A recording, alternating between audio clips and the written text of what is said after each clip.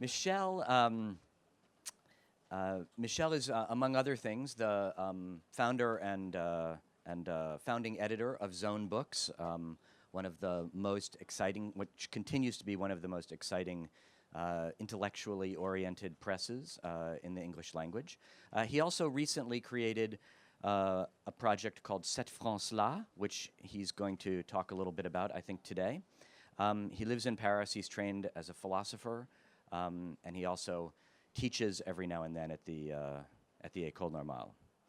So welcome, Michel. He asked me to circulate this book, so I'll just pass it around. This is the second volume of the Cette France-là project. I'll just start with you. Michel. Me?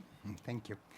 First, I'd like to thank, of course, Maya Hoffman, the Luma Foundation, Tom Tierdad, and the entire BARD crew for inviting me. And then I would like to apologize on 2 counts.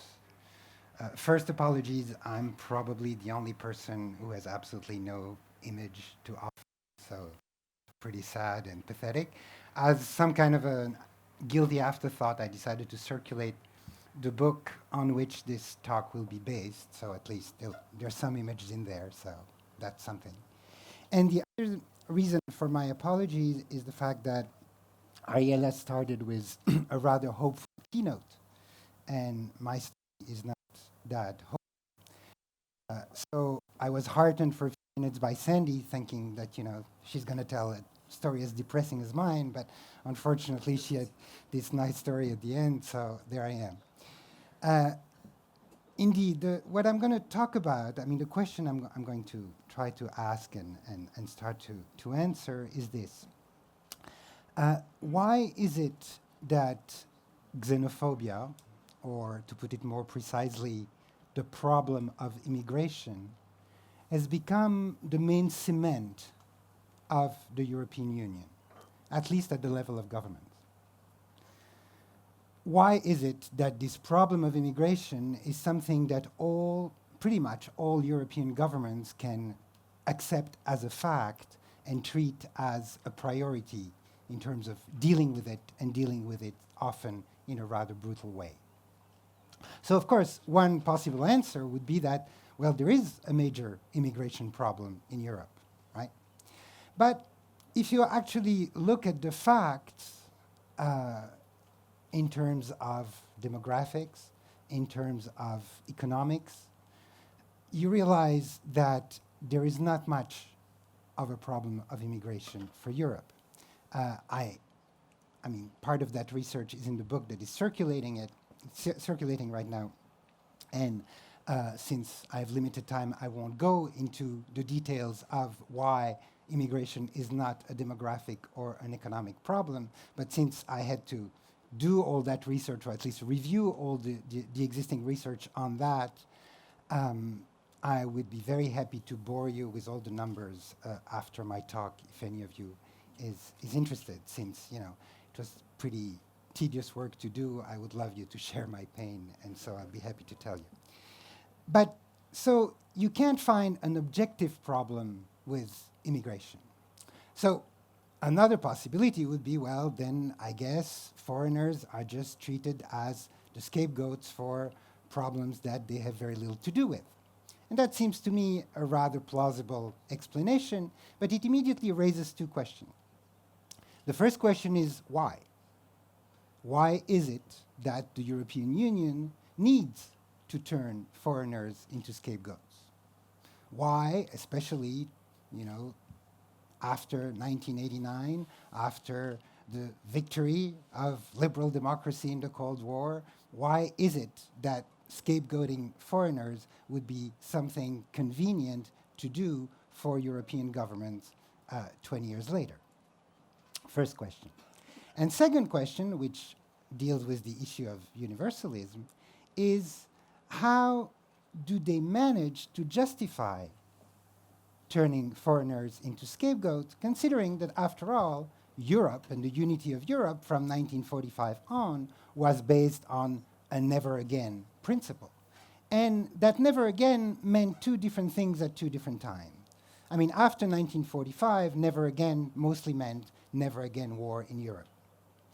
But from the 1970s on, never again meant never again the Holocaust, and more precisely, never again any kind of regime looking like the Nazi regime, meaning a regime that would take a minority, stigmatize it, treat it as the cause of the problem of the good people, and then try to persecute it, deport it, exterminate it.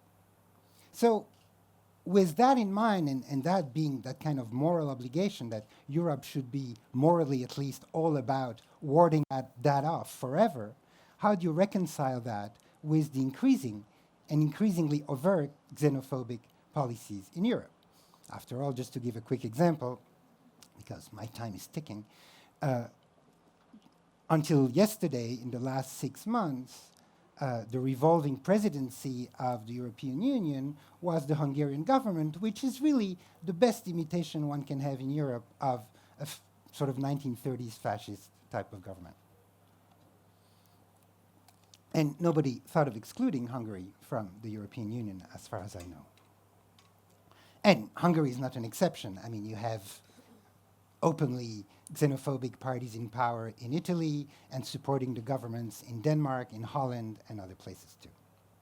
All right, so these are my two questions. Why that? Why did it come to that? And second, how is the governmental rhetoric justifying that process?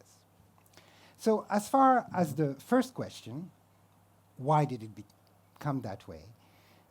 It's a relatively long story that starts in 1989, and which I'll try to summarize very quickly, which is this. In 1989, end of the Cold War, as you know, and with the end of the Cold War, the possibility of a reunification of Europe comes as an ideal and as a workable ideal. So from 1989 on, we go towards the reunification of Europe as one of the expression, one of the actualization of the triumph of liberal democracy and its universal values that the end of the Cold War was supposed to mean. All right. At the same time, however, that unification of Europe has to happen into a context which is a context of neoliberal globalization that has started 10 years before. Around 1979 is probably the birth date of the neoliberal regime. And that means that Europe, as it unites, has to be competitive as an entity. And being competitive as an entity in a neoliberal environment means that you have to be attractive for those who actually call the shot in a neoliberal economies, meaning lenders. So you have to be attractive to investors, meaning attractive to financial institutions that will lend you the money that will allow you to function. And that competitiveness means that you have to have a policy of low taxes, of reduced social spending, and so forth. So that creates a double problem for those promoters, those governments promoting the unity of Europe. A double problem on the left, people seeing that Europe is synonymous to the breaking down of the welfare state. And problem on the right, people lamenting the erosion of national sovereignty. And of course, the real nightmare for European governments is the idea of some kind of a coming together of these two complaints. As long as the complaint on the left stays at the left, and if possible at the extreme left, and the complaint on the right stays on the right, and if possible at the extreme right, we can manage. But if they start to meet or to feed on each other, then we have a big problem, and that big problem arrives pretty quickly when there is the referendum on the Maastricht treaties in 1992, and you have, despite the fact that in France, all the classic parties from left and right are for the Maastricht treaties, nonetheless, they barely win the referendum on adhesion to the treaty. So that problem is looming. So how to respond to that problem? Well, schematically, the response of European governments will be twofold. On the one hand, it is true that with the neoliberal unity of Europe, you cannot have a real budgetary policy anymore. In other words, tax and spending as a privilege of sovereignty, that's gone. At the same time, because of the euro coming, or then being there, you don't have the possibility of a monetary policy anymore either. The idea of devaluation is not possible. So a big chunk of what makes national sovereignty is gone. So basically what's left is the control of your territory. You can't control and tax capital, but you can control and supposedly immigration flows. So it becomes a fundamental feature of keeping national sovereignty to show that you have some muscle there. And if you can't stop cattle, at least you can stop people and be tough on immigration. Of course, then you have to justify why it is important to be tough on immigration, but that's not so important. What's really important is to say we're tough on immigration, and that shows that our sovereignty expresses itself. Now, vis-a-vis the left critique and the breakdown of the welfare state, then what will be interesting, and which will be the core of the development of European law, will be the following. With the breakdown of the welfare state, the notion of a horizon of equality in the distribution of income is gone. That kind of social democratic ideal you cannot sustain in a neoliberal world. At the same time, people are attached to at least the victory and the vested rights of the welfare state, so you don't want to go back to a sort of a classical or early liberal notion of an equality of condition as opposed to an aristocratic society. That will be too little in terms of equality. So what we'll develop is a new type of equality, which is the notion of equality of treatment. People should be treated equally. And the whole European law is based on this equality of treatment, which leads to concepts like discrimination, or rather anti-discrimination, of vulnerability of people, and so forth.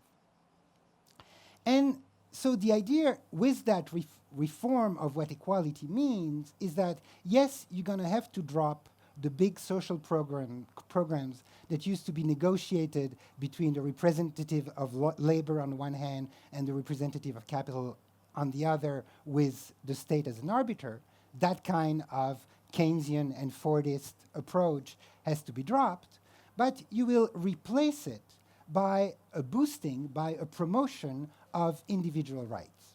In other words, social rights as individual rights will be promoted. And that will be the new form of welfare state that will, to a certain extent, compensate for the loss of the old state.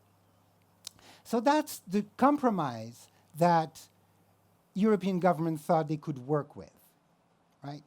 On the one hand, security and sovereignty is expressed through the control of the borders, and on the other hand, transforming the social state into a state where collective rights are replaced by a boosting of individual social rights. Okay. Now, on the social front, the compensation is rather meager, and clearly inequality grows and the social protection diminishes. So it's not an entire success, but it works nonetheless. To a certain extent, it works to the extent that there's no major rebellion in Europe against neoliberal governments who keep being re-elected at each election. On the right, the idea of protecting the border, of course, goes very much for being tougher and tougher and tougher on immigration. So you would imagine that from the beginning,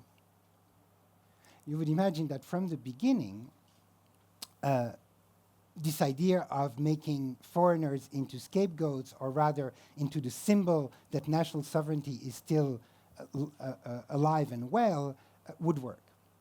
However, for a long time, there will be countervailing forces of two types. First countervailing force, an economic countervailing force. European governments discover rather quickly in the late 90s that they actually need immigration for economic reasons. Because of the deindustrialization of Europe, Germany accepted, there's a development. Wealth in Europe is based on the ability to borrow, but it's also based on the development of a service industry, the development of a housing industry. Don't mind. Just All right.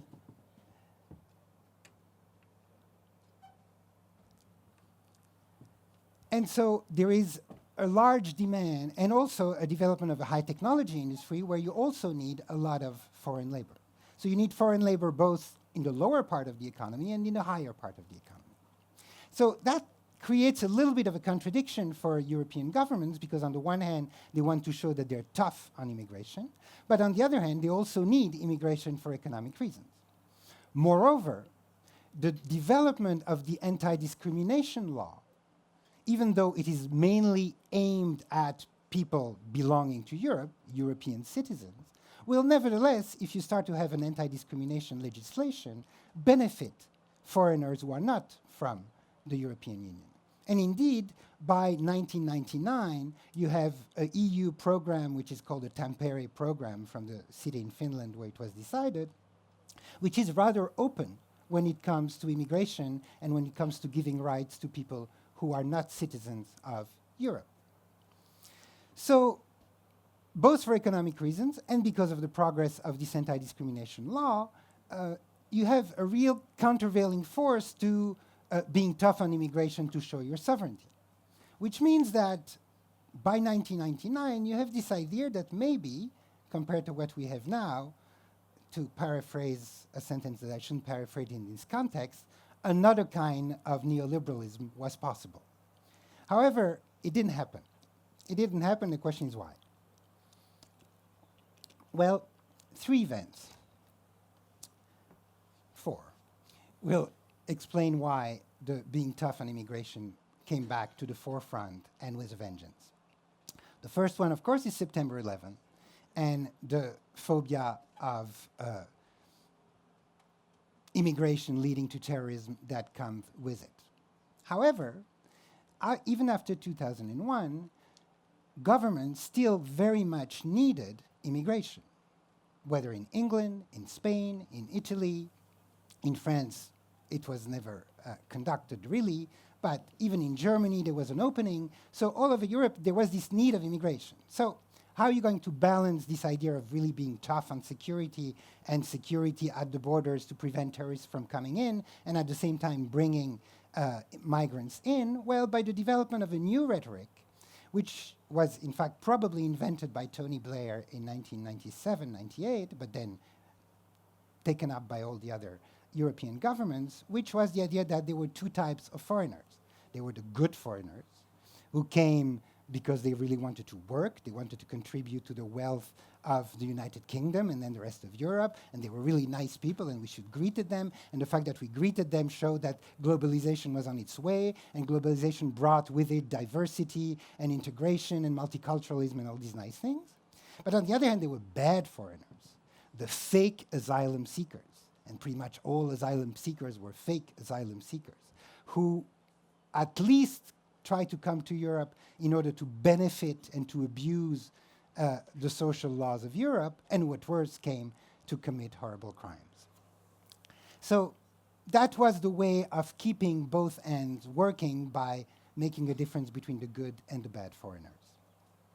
So that was the balance of the equilibrium from 2001 to 2003. In 2003, something changed again with the beginning of the Iraq War. And the beginning of the Iraq War will change something into the rhetoric of immigration for paradoxical reasons. The people who will become tougher on immigration will precisely be the countries, or will make immigration a major problem from 2003 on, will precisely be the countries that will refuse to follow Bush to Iraq. Those who will go for the Iraq War will say that terrorism is about a moral issue and a political issue, and what we need to do is to invade these countries where all the barbarians are in order to civilize them, and in fact will be greeted with open arms by the people who want to be civilized by us. And that was the rhetoric. So immigration didn't play very much a part in it, since the idea was that ultimately these people were good, and so therefore eventually could be welcome if they wanted to come, provided that first they were properly civilized by colonization.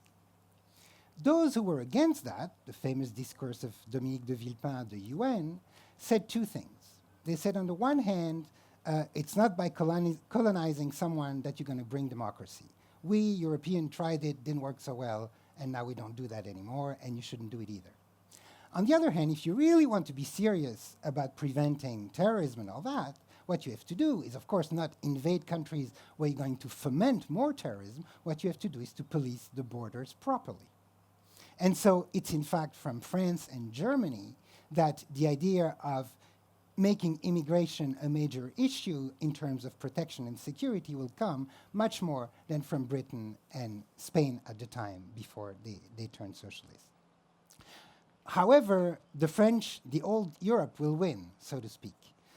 As the Iraq campaign gets in a worse and worse shape, with the bomb attacks first in Madrid and then in London, where you realize that terrorism is homegrown, the French-German approach to linking security with immigration will prevail over that of invasion. And that will be boosted even more after 2005, after the two referendums in France and in Holland about the European treaties, the European Convention. Constitution, I'm sorry. The referendums on the European Constitution that will be, as you know, rejected both in France and in Holland.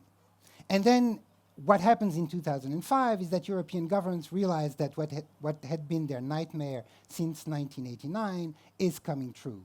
In other words, a collision between the right-wing protests against Europe and the left-wing protests against Europe that is now representing 55% of the people or more. So things have to change. And the way things will change is by changing the image of Europe. Europe should no more be the relatively safe path towards a happy globalization, but Europe should become the fortress that will protect Europeans from invasion. Because indeed, you can still not protect Europeans from the social dumping. And you cannot protect Europeans from the fact that poor Europeans are going to migrate to richer European countries. The big fear of the Polish plumber who was going to invade France, you can't do very much to ward off the Polish plumber from invading France. But you can do a lot to prevent the family from Mali from invading France. So let's concentrate on that, and let's say that the real threat doesn't come from the Polish plumber, but it comes from the family from Mali. So that will boost even more the tough on immigration necessity. And then the last major event that will really push the xenophobic advantage to its maximum will be the crisis. But there again, not in a mechanical way. You would think that, okay, crisis, like in the 30s, brings nationalism and so forth. Not quite. It didn't happen quite that way.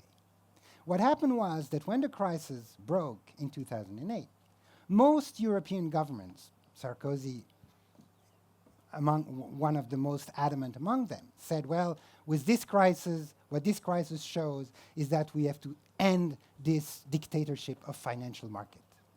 This has to be the end of the neoliberal order. This has to be the beginning of a moralized capitalism where the state will come back, where growth, green growth and employment will come back. So all kinds of Keynesian promises all of a sudden coming from the guy who had been the main neoliberal champion until then. The problem is, of course, that these were promises he couldn't keep. And he couldn't keep them because after 6 months of this kind of rhetoric, the financial markets came back and say, well, you know, let's remember who's paying your bills at the end of the month. It's us, and we don't like that talk of big investment in the future. What we want is austerity so that you can pay for the fact that you reshuffled us after the crisis, and so we can go back switching from public debt to private debt, which is really what we like, so we can start again the world the way it was before 2007. And since indeed the financial markets are paying for the bills of European governments, Western government altogether, and European governments in particular, well, they had no choice than to say yes. So gone was the promise of a moralized capitalism. So then they had absolutely nothing else to offer than being tough on immigration.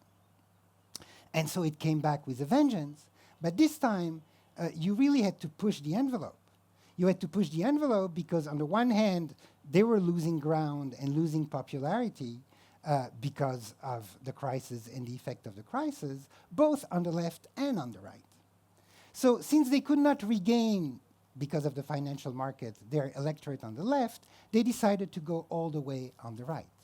And so therefore, what you have is this remarkable merging between the policies and the rhetoric of the conservative, supposedly legitimate right and the extreme right, which is really the movement that is happening in Europe for the moment.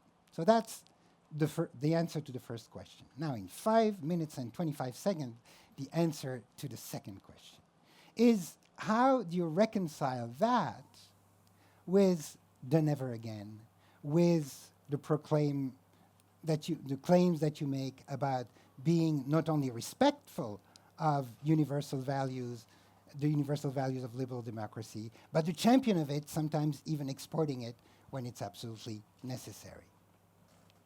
So there will be, I think, 3 ways in which this is going to work. The first one, which is a typical neoliberal way, is outsourcing. How are you going to reconcile an extremely violent immigration policy with continuing to show a liberal humanist face?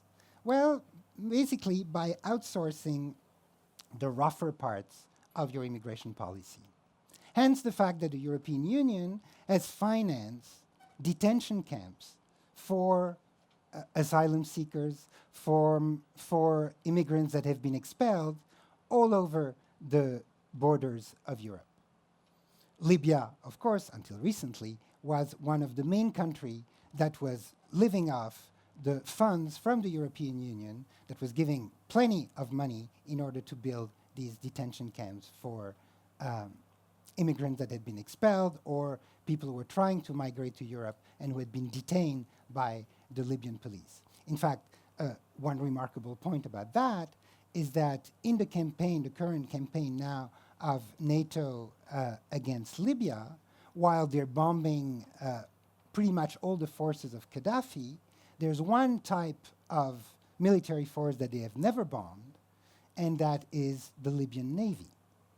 Because the Libyan Navy was what was necessary in order to fight immigration in the Mediterranean, and they want to make sure that once democracy is established in Libya, this democracy will not be at the expense of collaboration with the European Union in terms of protecting Europe from migrants with Libyan help. In fact, it might be one of the main trade-offs with the new regime to come. So outsourcing is one. But there's another rhetoric that was developed, and which is the most intelligent, the most remarkable, and the most perverse. Contrary to the xenophobia of the 30s, the xenophobia of the 1990s and of the 2000s especially is not based on the fact that foreigners are threatening our identity, which is based on soil and blood. We are, in fact, European governments are in fact the very champion of universalism, of cosmopolitanism, of diversity, of métissage, as they say in French. We love that. We want that. We want to foster that in our society. And that is precisely why we have to be vigilant vis-à-vis immigration. Because while we love diversity, they don't, right? I mean, look, they're all in this obsession of purity. Look what they do to their women. They put veils on them. Yes, they're not all Muslim, but nonetheless, a lot of them do, and it's terrible. So no equality of the sexes, incredible homophobia. They really trample on all our cherished values. So if we want to keep our society open, well, we have no choice but to close it. It's perfect logic, isn't it? And it's, as ridiculous as it may seem, it's an extremely effective rhetoric, or at least it was for a long time. Because while it was winking to the people who liked the fact that governments were tough on migrants, at the same time, they could turn to liberals and centrists and saying, oh, come on, you cannot say that, we're a return to fascism, where we stand exactly for the opposite values. It's precisely in order to preserve the possibility of diversity, of equality of the sexes, of all these cherished values, that we have to be vigilant and tough on immigration. And to a certain extent, it worked. I mean, people might not like the idea of 30,000 people being deported every year, but they would say, well, if it's in the name of diversity, it cannot be all bad after all. So it worked to a point. Now, of course, after the crisis, and in the past couple of years, there's no time for these subtleties and niceties. The idea is to make sure that you grab the extreme right electorate before the extreme right electorate leaves you as conservative government. So all of a sudden, it's completely unveiled, so to speak, xenophobia that speaks. The famous discourse of Sarkozy in Grenoble last summer about, the Roma people, about the fact that criminal of foreign origin should lose their nationality, and so forth. So a real blatant and open going for broke xenophobia. Uh-oh. Can I have one more minute? Oh, this is terrible. It's blinking. So you would think one of two things would happen. Either the people agree with that, and then that should really boost the government's popularity. And yet, their popularity is not boosted. Or you would think, well, if people are not like that, the fact that they would transgress what is the basic moral principle of Europe should lead to a complete plummeting of their popularity. And that is not happening either. They stay in their mediocre ratings. So how is that possible? Well, it's a pure hypothesis, and I will end with that. I think it's sort of a domestic violence syndrome, which is the following. If you are a journalist, if you are a social democratic politician, but let's take a journalist, you've been raised thinking that, well, there's the conservative right and there's the extreme right, and they're not the same, right? With one, you may disagree, but it's an open democratic dialogue. The other one is dangerous and should be treated as such. And that's how I find my balance. And if I'm a journalist, I'm very proud, even if I have my own opinions, to be impartial. So I will try to give, equal standing to the position on the moderate right and on the moderate left. And that's my landscape, and that's how I get my dignity, my self-presentation as a journalist. Now, all of a sudden, I have the conservative right speaking exactly like the extreme right. So what does that mean? What am I going to do? Can I still be impartial? Don't I become complicit? But if I stop being impartial, and if I'm wrong, will I not be foolish and ridiculous? And will not there be bad retribution for me? So what am I going to do? And I guess, all this is probably pre-conscious, but the answer is, well, let's pretend nothing has changed. Let's pretend it's not happening. And indeed, this is what we see. It doesn't matter what government officials say that would have seemed totally unacceptable in terms of blatant racism, blatant xenophobia. That's why I was talking about domestic violence syndrome. It's like, you think you're going to have a nice, happy, familial life, and all of a sudden, your partner punches you. Your entire universe falls apart. So sometimes there's a tendency to say, well, it was a misunderstanding. And then if it happens again, well, it's just a bad phase. And I think this is what we're seeing at a whole cultural level, and that is what allows this tendency to continue. But as we know, with the issue of domestic violence, it has to stop before it's too late. Thank you.